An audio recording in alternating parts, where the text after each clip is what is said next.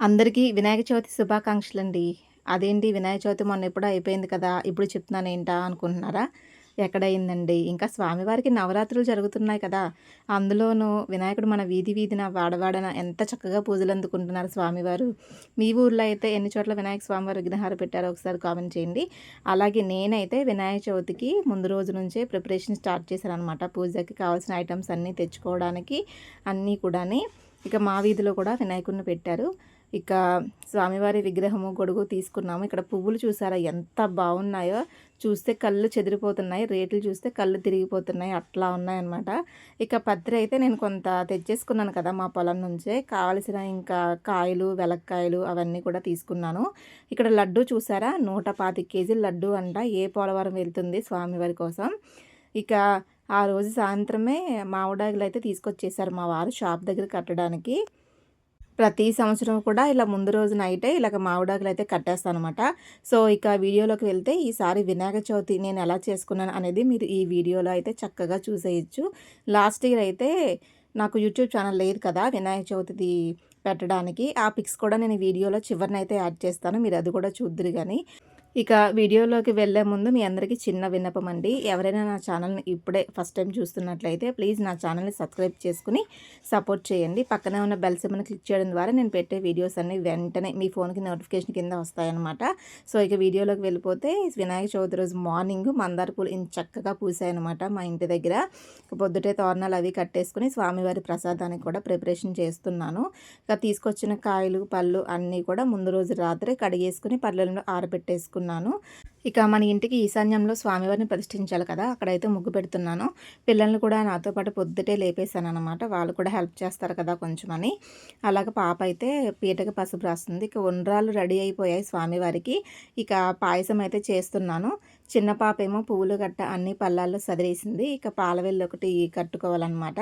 పాలవెల్లి కూడా ఆ రోజు మార్నింగే కట్టుకున్నాననమాట. ఎందుకంటే ఈయన మార్నింగే పొద్దుటే షాప్‌కెళ్ళిపోతారు కదా! ఇంకా ఆయనతోటి అవ్వదు. ఆయన షాప్ దగ్గర పూజ అది చేసుకోవాలి కాబట్టి పొద్దుటే వెళ్ళిపోతారు. తోరణాలు కట్టేసి గుమ్మానికి వెళ్ళారనమాట. ఇక మండపాన్ని ప్రతిష్ఠింప చేసేసి స్వామివారికి మాల కూడా కట్టుకున్నాను. ఇక నిత్య దీపారాధన చేసుకున్న తర్వాత స్వామివారి పూజకైతే కూర్చున్నాననమాట. మనం ముందు నిత్య దీపారాధన చేసుకున్న తర్వాత ఇంట్లో ఏ పూజ అయినా వ్రతమైనా చేసుకోవాలండి. గణపతికి ముందే పూజ చేయాలి. దానికన్నా ముందు మనం ఇంట్లో నిత్య దీపారాధన అయితే చేసుకోవాలన్నమాట. ఇక ఫస్ట్ పసుపు గణపతికి అయితే పూజ చేసేసి తర్వాత వరసిద్ధి వినాయక స్వామికి పూజ చేయాలి. మనం వినాయక చవితి రోజు చేసేటటువంటి పూజ స్వామివారు వరసిద్ధి వినాయక రూపంలో అయితే అందుకుంటారండి. ఆ స్వామివారికి ముందు పసుపు గణపతిని చేసి పసుపు గణపతికి పూజ చేసి పసుపు గణపతి స్వామివారికి తాంబూలం, నైవేద్యం, నీరాజనం అన్నీ అయిన తరువాత అప్పుడు మట్టి గణపతి రూపంలో ఉన్నటువంటి వరసిద్ధి వినాయక స్వామి వారికి పూజ అయితే చేసుకోవాలి. మనం ఎంత తొందరగా లేచినా స్వామివారి పూజకొచ్చేసరికి ఏదో ఒకటి లేట్ అయిపోతూ ఉంటుంది. అలాగా ఇక ప్రసాదాలన్నీ చేసుకుని పూజ దగ్గర కూర్చునేసరికి నాకు కొంచెం టైమే పట్టింది. అయినా పిల్లలు కూడా హెల్ప్ చేశారు కాబట్టి ఇంకొంచెం తొందరగానే అయిందని చెప్పాలి. వినాయక చవితి పూజ కన్నా వరలక్ష్మి వ్రతం పూజ నాకు ఇంకా ఫాస్ట్‌గా అయిందనమాట. ఆ రోజు ఇంకా మార్నింగ్ లేచాను. ఇంకా పసుపు గణపతి పూజ చేసేసుకున్న తర్వాత వరసిద్ధి వినాయక స్వామివారి పూజ అయితే చేసుకుందాము. స్వామివారికి మాల కూడా నేనే కట్టాను. ఎలా ఉంది? బాగుంది కదా! పైన పాలవెల్లికి ఆకులన్నీ కడదాము అనుకున్నాము. మామిడాకులు. అయితే చాలా టైం అయిపోతుందని ఇంక పైన మామిడి మండలయితే పెట్టేసి పాలవెల్లి కట్టేశాను. ప్రతి సంవత్సరం కూడా వినాయక చవితి ఈ విధంగా మా ఇంట్లో ఈశాన్యంలో స్వామివారిని ప్రతిష్టాపన చేసుకుని పూజ అయితే చేసుకుంటాము. ఎప్పుడూ కూడా నేను మట్టి గణపతినే తీసుకుంటాను. లాస్ట్ ఇయర్ కూడా ఈ సైజు కాకుండా కొద్ది చిన్న సైజు మట్టి గణపతినే తీసుకున్నామన్నమాట. ఈసారి కూడా అలాగే. ఇక స్వామివారికి పెట్టే తాంబూలంలో ఇప్పుడు నేను చూపిస్తున్నాను చూడండి. 5 తమలపాకులు వేసి 2 అరటిపళ్ళు పెట్టి 2 వక్కలు ఒక చిల్లర నాణం కూడా వేసి తాంబూలం పెట్టాలంట గణపతికి. ఇది చాలామందికి తెలిసే ఉంటుంది. తెలియని వాళ్ళు ఎవరైనా ఉంటే తెలుసుకుంటారని నేను ఎన్ని తమలపాకులు వేసింది మీకు ఒకసారి క్లోజ్ చేసి చూపించాననమాట. ఇక స్వామివారికి ఎన్ని నైవేద్యాలు ఉన్నా సరే బెల్లంతో చేసినవైనా బెల్లం ముక్క పెట్టినా చాలా ఇష్టం కదా! అందుకని ముందు స్వామివారికి బెల్లమే నైవేద్యంగా పెట్టాలంట. తర్వాత అరటిపళ్ళు మనం చేసిన పిండితో చేసిన నైవేద్యాలు అన్నీ పెట్టుకోవచ్చు. ఇక పసుపు గణపతి పూజ అయితే అయిపోయింది. స్వామివారికి నీరాజనం కూడా ఇచ్చిన తర్వాత వరసిద్ధి వినాయక స్వామివారిని అయితే కొలుచుకుందాము. నేను గరిక కూడా ఎక్కువగానే తెచ్చిపెట్టుకున్నాను. స్వామివారికి అష్టోత్తరం చదువుతాం కదా, అష్టోత్తరం చదివినప్పుడు గరికతో పూజ చేసుకుంటే చాలా మంచిదనమాట. స్వామివారికి చాలా ఇష్టం కాబట్టి గరిక మాల కూడా కడదాం అనుకున్నాను. కానీ అంత టైం లేక స్వామివారికి పక్కన అలా గరిక అయితే పెట్టుకున్నానమాట. ఇక మనం ఇంట్లో ఏ పూజ చేసినా సరే పిల్లల్ని కూడా తప్పకుండా అందులో ఇన్వాల్వ్ చేయాలండి. ప్రతి పూజలో కూడా మనకి సాయం చేయడానికై కూడానే అందులో పూజలో కూడా పాల్గొనేటట్టు చేయాలి. మన సంస్కృతి, సాంప్రదాయం అంతా కూడా పిల్లలకు కూడా నేర్పించాలి మనం చిన్నప్పటి నుంచే. ఆ చిన్నతనం కదా ఇప్పుడే ఏం తెలుసుకుంటారు, పెద్దదికి వాళ్ళే తెలుసుకుంటారని వదిలేయకూడదు. ఓం విశ్వరక్షాకృతే నమః, ఓం కళ్యాణ గురువే నమః, ఓం సిద్ధి వినాయక స్వామినే నమః. అష్టోత్తర శతనామం పూజం సమర్పయామి. చిన్నతనం నుంచే అన్నీ మన పూజలు, పునస్కారాలు, మన ఇంటి ఆచారాలు అన్నీ నేర్పించాలి.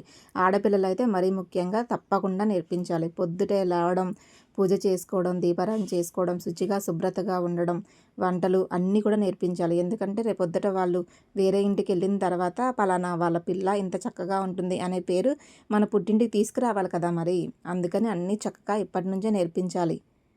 వాళ్ళకి కూడా ఇంట్రెస్ట్ కలిగేలాగా చెయ్యాలి మనం.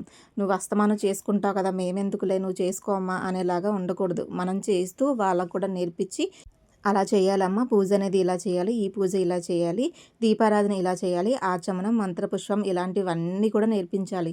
చాలామంది పూజలు చేస్తూ ఉంటారు. నేను అందరినీ తప్పు పట్టట్లేదండి. నేను చెప్పే విషయం తప్పుగా అయితే తీసుకోవద్దు. పిల్లలకి మనం నేర్పించేది ఏంటంటే మనల్ని చూసే వాళ్ళు నేర్చుకుంటారు కాబట్టి ముందు మనం సరిగ్గా చేసుకోవాలి. పూజ అయినా, ఏదైనా పనైనా, ఏదైనా సరే మనం పూర్తిగా చక్కగా చేసుకుంటేనే మనల్ని చూసి వాళ్ళు నేర్చుకుంటారు కాబట్టి రేపొద్దున వాళ్ళు అడిగే క్వశ్చన్స్కి మనం సమాధానం చెప్పగలము. అలా ఉన్నారు ఇప్పుడు రోజుల్లో పిల్లలు. అందుకని మనం ఏమీ చేయకుండా వాళ్ళని మాత్రమే చేయమంటే ఎవరు చేయరండి. మనం చేసేది చూసే నేర్చుకుంటారు కాబట్టి మనం చేస్తూ వాళ్ళతో కూడా చేయించాలన్నమాట పూజ అనేది. ఇక ఈరోజు స్వామివారికి అయితే కుడుములు, పాయసం, అటుకులు, వడపప్పు, పానకం, అలాగే చెరుకు గడ, దోసపండు, ఎలక్కాయ కూడా ప్రసాదంగా పెట్టుకున్నాను అనమాట. ఎలకపండు అంటే స్వామివారికి చాలా ఇష్టం కదా, అందుకని ఒకటే పెద్ద పండు అయితే తీసుకున్నాను నేను స్వామివారికి పెట్టడానికి. అవన్నీ ప్రసాదంగా పెట్టి ఈరోజు వరసిద్ధి వినాయక స్వామివారి పూజ ఈ విధంగా చేసుకున్నాం. ఇక పూజ అయిపోయిన తర్వాత మా ఇంటి దగ్గర పిల్లలు పెట్టారు కదా విగ్రహము, అక్కడికైతే వెళ్ళామన్నమాట. ఆ రోజు పూజ కూడా అక్కడ కూడా లేట్ అయింది, పంతులు గారు రావడం.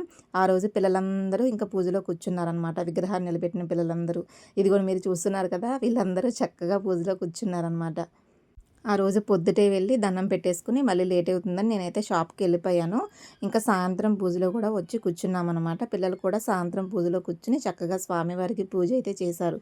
మనం ఎన్ని చేసినా పిల్లలు చేసిన పూజే కదా స్వామివారికి చాలా ఇష్టం. అందుకని చక్కగా వాళ్ళందరూ చేస్తుంటే చాలా ముచ్చటగా అనిపించింది చూడడానికి మాకు కూడా. అయితే ఇక్కడ విగ్రహాన్ని 9 రోజులైతే ఉంచుతారంట మా పిల్లలు. 9 రోజులు స్వామివారికి పూజలైతే చేస్తారంట. ఇక ఈ రోజునైతే మేము కూర్చున్నాము. ఆ వీడియో కూడా తొందరలోనే అప్లోడ్ చేస్తాను నేను. ఈ 9 రోజులు స్వామివారికి చేసే పూజలు కూడా మన ఛానల్లో మీరు షార్ట్స్ రూపంలో అయితే చక్కగా చూడొచ్చు. ఇక ఆ రోజు సాయంత్రం స్వామివారికి గారెలు అయితే నైవేద్యంగా పెట్టుకుని పానకం కూడా పెట్టుకున్నాము. స్వామివారికి ఆ రోజు నైట్ కూడా ఉంచి తెల్లారి రెండో రోజున కూడా స్వామివారికి యథాశక్తి పూజ చేసి తర్వాత స్వామివారిని తీసుకెళ్ళి ఆ పెద్ద మండపం దగ్గర అయితే పెట్టేశామన్నమాట. ఆ రోజు నైట్ కూడా పూజకి వెళ్ళానని చెప్పాను కదా, సాయంత్రం పిల్లలు ఈ విధంగా కూర్చుని పూజ అయితే చేస్తున్నారు. ఈసారి వినాయక చవితి అయితే ఇలా జరిగింది మాకైతేను.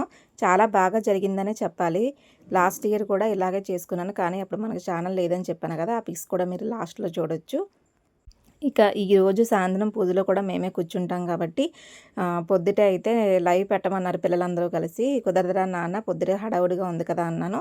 సాయంత్రం 8 గంటలకైతే పూజ స్టార్ట్ అవుతుంది. ఈరోజు సాయంత్రం 29/8/2025 ఈ తేదీన సాయంత్రం పూజ అయితే లైవ్ పెడతాను. ఈ వీడియో చూసిన వాళ్ళందరూ సాయంత్రం లైవ్లో అయితే జాయిన్ అయ్యి స్వామివారి కృపకు పాత్రలు అవుతారని కోరుకుంటున్నాను. పూజ చాలా చక్కగా జరిపిస్తున్నారు మా పంతులు గారు. సో ఈసారి వినాయక చవితి అయితే ఇలా జరుపుకున్నామండి. మీరు ఎలా జరుపుకున్నారు ఒకసారి కామెంట్ సెక్షన్లో కామెంట్ చేయండి. సో వీడియో నచ్చిందా? నచ్చితే లైక్ చేసి మీ ఫ్రెండ్స్ అండ్ ఫ్యామిలీ మెంబర్స్ అందరికీ షేర్ చేయండి. మరింత భక్తి సమాచారం కోసం మన ఛానల్ని తప్పకుండా సబ్స్క్రైబ్ చేసుకోండి.